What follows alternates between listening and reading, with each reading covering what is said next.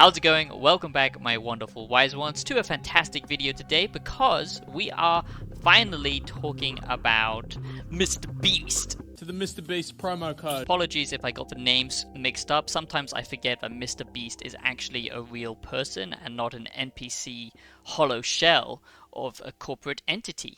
Do you remember when YouTube used to be about actual content creators? So welcome back, my wonderful wise ones, to a fantastic video. I'm very excited today to talk about Dying Light the Beast because Dying Light is a very interesting series. The first game kind of came out of nowhere and it really blew people away. It was probably one of the best open world zombie games we've had since, Dead Island. And it just had a much more realistic take on the genre, which is what a lot of people have been wanting, ever since The Walking Dead. We've got narrative games, we've got tons of zombie horde shooters, so many zombie games, but none of them have captured that, lived-in world like we've always wanted from The Walking Dead or something similar. But it wasn't just an open world zombie game. It blended so many cool, unique mechanics, experimentation, I guess you could say. AAA games used to do this back in 2010 to 2018 or something. Since then, a lot of games are playing it safe. That's why if you want creativity, it's best to look, more AA. It took inspiration from games like Mirror's Edge and the parkour elements from that game. It had a cool nighttime mechanic where it actually felt scary because if you're playing a zombie game, usually you're just mowing down zombies and it doesn't feel like you're in a zombie apocalypse. This truly managed to capture the, tension of actually being in a world infested with zombies without trying to make a joke about it. Me? You mean me? So it's safe to say that Dying Light was an interesting hybrid of a game, blending open world gameplay with hybrid elements from parkour games, horror games, some loot systems, light RPG mechanics here and there. And then the second game came out, and we all know that although it's not a bad game, it wasn't exactly what the fans of Dying Light 1 originally wanted. They wanted the sequel to be more focused, to continue the story.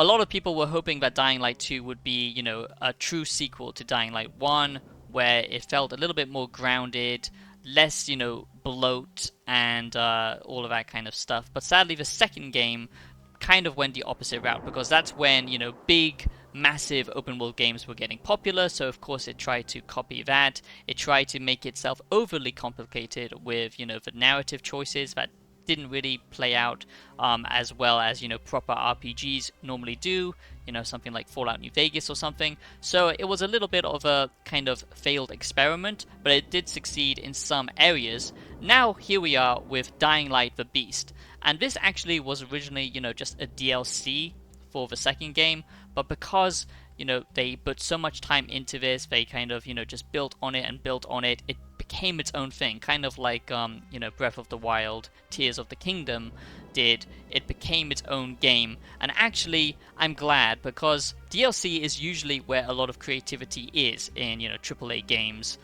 They usually can experiment once a game is already successful enough to have DLC. So having this be, built up from a DLC means it has, interesting mechanics, means the gameplay is actually kind of fresh, and it blends elements from the first game and the second game to actually make the best zombie open world game, in my opinion. What? So if you're not aware, Dying Light the Beast is actually releasing a day earlier now, simply because so many people are looking forward to this game. It's already passed, 1 million pre-orders, which is kind of insane. I always say never to pre-order because you never know what the actual product or the game will be, especially with, modern day video game marketing. You just can't be sure. That's why it's always important to take an early look at these games. But it is kind of crazy, and that just shows you how much people have been, wanting the true successor to Dying Light for a long time. Let's go already! But I'm glad that it doesn't seem to be a cash grab. I'm glad that, Techland are actually serious about making Dying Light the Beast a proper, true sequel. Like I said, they've been working on this for a long time. and it's been, built up from a DLC to a full game. And I don't think, the price that they're asking for is kind of ridiculous. But of course, this time around, the big thing about Dying Light the Beast is you do get to play as kind of a hybrid zombie, powered up as a beast. You basically have to harvest the blood from bigger and stronger enemies and then use that to unlock different abilities in a separate beast skill tree, which is pretty cool. Now, we have seen games do this. I don't know why that's recently been an obsession with zombie games, becoming kind of part zombie. I never knew that was kind of something that people wanted. It's not like being a vampire where you get cool powers, I guess, usually, if you're just becoming a half zombie. But in this, you're becoming a hyper zombie, one of the stronger enemies. So it gives you essentially powers. Now, I think a similar thing happened with Dead Island as well, if I remember correctly. But, this time around, it does actually elevate the gameplay a lot. It's actually used in traversal, it's used in exploration, because when you're this beast mode activated, you are basically able to jump, to run much faster, much further. So it does actually bleed into the level design, which is super nice, where you can find, extra loot, basically an area that was off limits before. Now you can get to it, stuff like that, which is quite fun. Another big thing about Dying Light the Beast this time around is the gore. It's been completely overhauled. I think, it's trying to step up to that level of raw destruction, like I said, with the kind of last Dead Island game that was stuck in development hell for ages. Also, the gameplay just feels completely different, because it's not so much about, only using melee weapons like the first game was about, and that was fun because it really did make you feel like a scrappy survivor.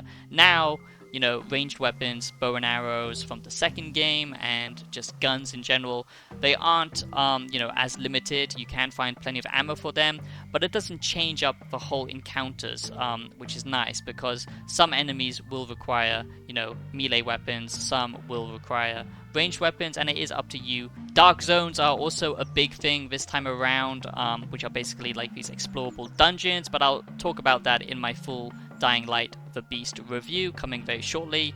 But I'm just trying to give you an overall picture of this game. That's what I like to do in these videos, and highlight at the end what the reviews will actually be, because, some outlets will praise a game and others will completely crap all over a game just based around, kind of one-off opinions.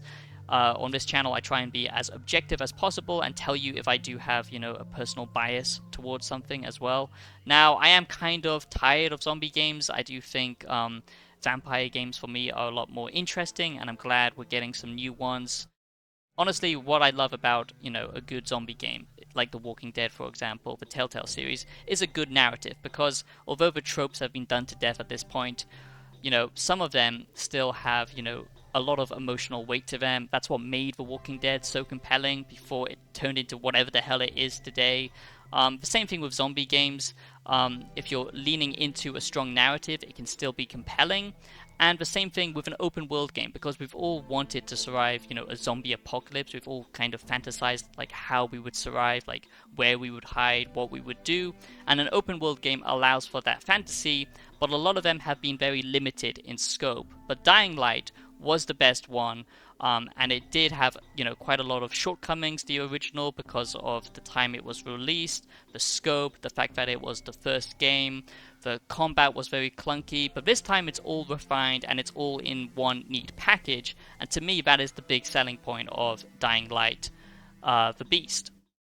So the final thing I want to discuss in this Dying Light the Beast reviews discussion, and basically sum up my opinions on this game, my overall impressions and stuff. I do think that this will score highly. I think a lot of people will just brush it off as another open world bloated game, but I think that would be doing it a disservice. It is trying to do natural exploration. It's not trying to do checklisty stuff like Ubisoft open world games, and if that is your thing, there is of course that kind of side content that you can just grind out if that is your thing.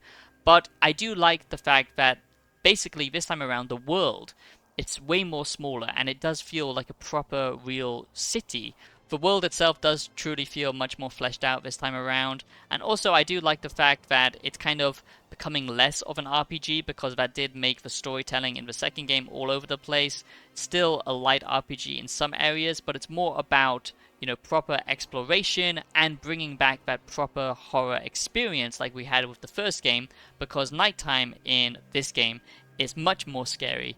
And it's actual darkness, and it brings back the elements from the first game where you can't just, you know, solve everything with combat. Sometimes you actually have to run, hence the parkour system, which makes sense. That's what made Dying Light so good to begin with. So if all those elements sound good to you, I think you'll definitely enjoy Dying Light the Beast. It's kind of a nice mashup of the first game and the second game. It's looked at the kind of trends of open world gaming in the last couple of years and rectified some of that. I wouldn't say it does it perfectly. I do wish there was more storytelling in the environment. You know, it's very detailed, it's very realistic, but I do wish there was kind of more rewarding exploration. From what I've seen, it's not always like that. Sometimes it is kind of a little bit generic. Go there, find a crate of loot, and that's it. Some, you know, better storytelling would be nice in the environments. But overall, it does feel like a much more tighter package. You know, a fun game, an actual zombie open world game that you could actually play through all the way, and actually enjoy your time with it without it feeling too repetitive.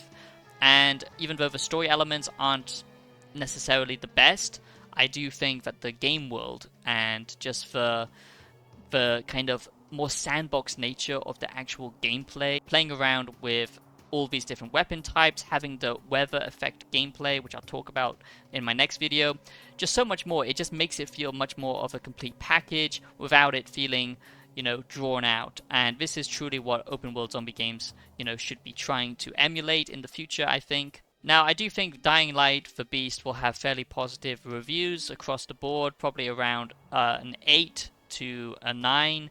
I'm sure some outlets will just give it the generic IGN 7 out of 10 just to play it safe.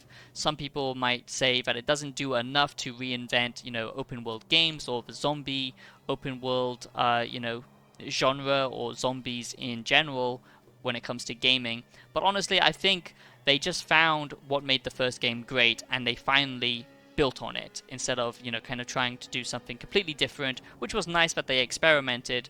But, you know, this is what fans of Dying Light actually wanted. For newcomers, this might not be your cup of tea, and I'm glad that it actually uses an engine that is actually properly utilized.